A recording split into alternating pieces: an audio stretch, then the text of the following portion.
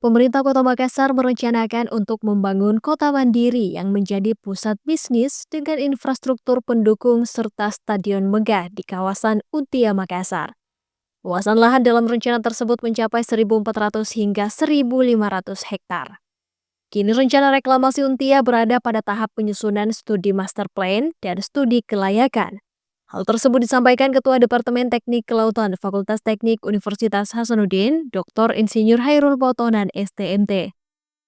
Menurut Hairul, dua dokumen tersebut akan menjadi pondasi utama dalam menentukan arah dan kelayakan proyek reklamasi sebelum masuk ke tahap perizinan dan kajian teknis lanjutan.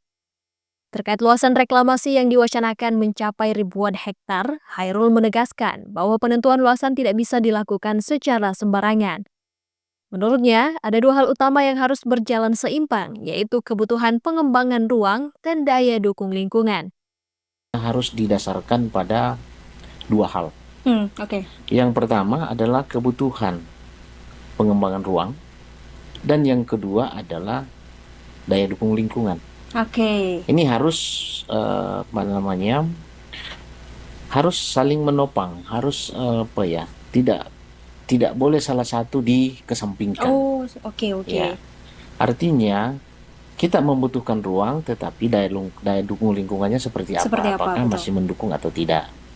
Nah itu. Jadi tentu saja kalau berbicara masalah luasan secara teknis, tentu kan kebutuhan. Apa yang dibutuhkan di situ? Apa yang urgent akan dibangun sehingga kita harus reklamasi.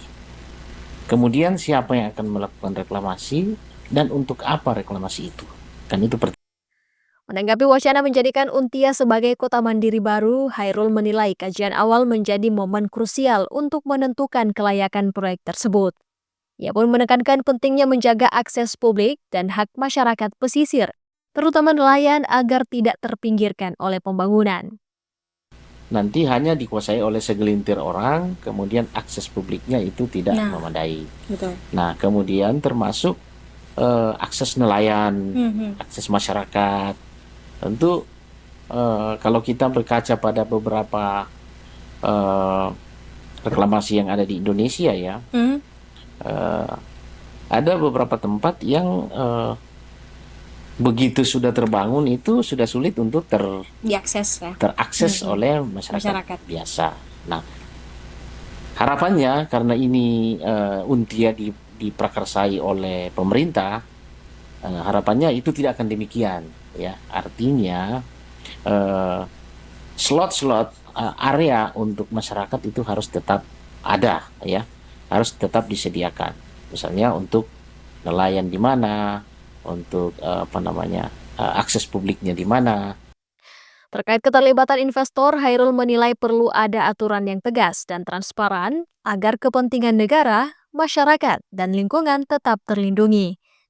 Sebagai akademisi, Hairul mengajak perguruan tinggi dan masyarakat untuk mengawal rencana reklamasi secara kritis dan konstruktif. Ahmad Gifari M, Unhas TV.